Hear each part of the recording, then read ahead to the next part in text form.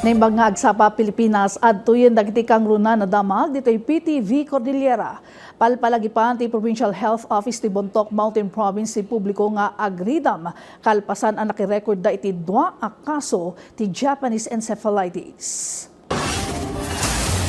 May sa tinirecord iti barangay Lanao ken may sa iti barangay Kalutit ang nagresulta iti ipupusay. Ti Japanese encephalitis ket sakit ang maiyakar baban iti kagati na impektaran ang lamok. Apektaran na ti utek ken mabalin a mangpataw iti mild fever, nakaro sakit ti ulo, panagsarwa, seizures, stiff neck, coma, wenno ipupusay kadagiti nakaro a kaso. Naipaganget ti kinapateg ti panagdalos kadagiti lugar a pag-uumukan dagiti lamok. Tapno maliklikan ti infection na balakada ti publiko nga agsuot iti long sleeve shirts ken pants, ag-apply iti mosquito repellent ken agusar iti mosquito nets. So ang difference po dito sa dengue po kasi is daytime and late afternoon active ang mosquito. Ang JE naman or Japanese encephalitis ay evening to early morning. So some prevention tips po, you wear long sleeves, wear mosquito repellent, mosquito nets, window screens, destroy breeding sites, stagnant waters, clean surroundings, and maintain proper drainage. Kabayatan na pa ng ragpat iti otonomiya para iti Cordillera. Dayta, ti kang runa na panggap ti makabulan na selebrasyon iti panakaisaad ti Cordillera Administrative Region. Dagiti aktibidad, may patumpal iti probinsya ti Benguet. At the report ni Christine Bornolia sa Baway.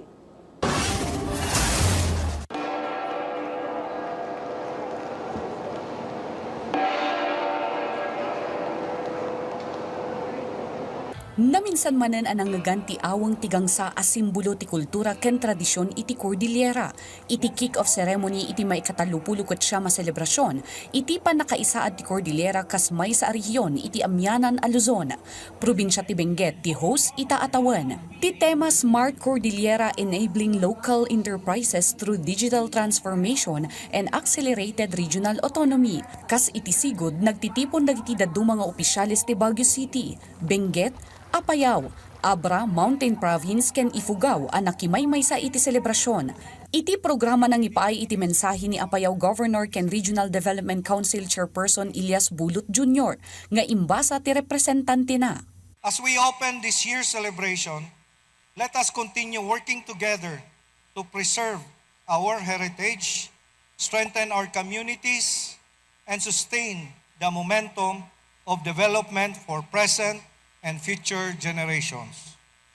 Let us continue to amplify our clamor for regional autonomy. On behalf of the Regional Development Council, Cordillera Administrative Region, I thank you who has contributed to the progress of our region and to the success of this celebration. Kastamot anang ipaay iti mensahe dagiti nagduduma nga opisyalis iti programa. The Cordillera is a region blessed not only with natural beauty, but with people known for courage, resilience, and unity. Our history teaches us that when we stand together, we overcome challenges and achieve greater things. The true fulfillment of our history is regional autonomy. Autonomy is not a political luxury. It is a necessity for our survival and progress. Dinayaw mo't na Assistant Secretary Ana Carmelita Remigio ti panagkaykaysa dagiti umili iti Cordillera para iti tarigagay nga otonomiya. As people of the Cordillera Administrative Region, you should take pride in the many ways you contribute to the growth, strength, and development of your land and our country. It is my hope that all of these will inspire your every endeavor, especially those that help improve the lives of your fellow Cordillerans.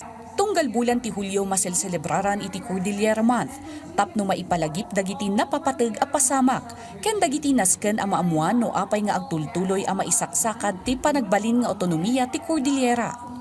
Agbiag ti Cordillera, agbiag tay amin, one Cordillera, we are for autonomy, God bless to each and everyone. Christine Bornolia sa Baway para iti Pagilian. Dagiti kang runa na damag dito'y PTV Cordillera. I-like, i-follow, can subscribe iti social media platforms ti PTV Cordillera iti Facebook, TikTok, and YouTube. Para iti PTV Balita ngayon sa probinsya, siyak ni Ala Sungduan, ng Bangal daw.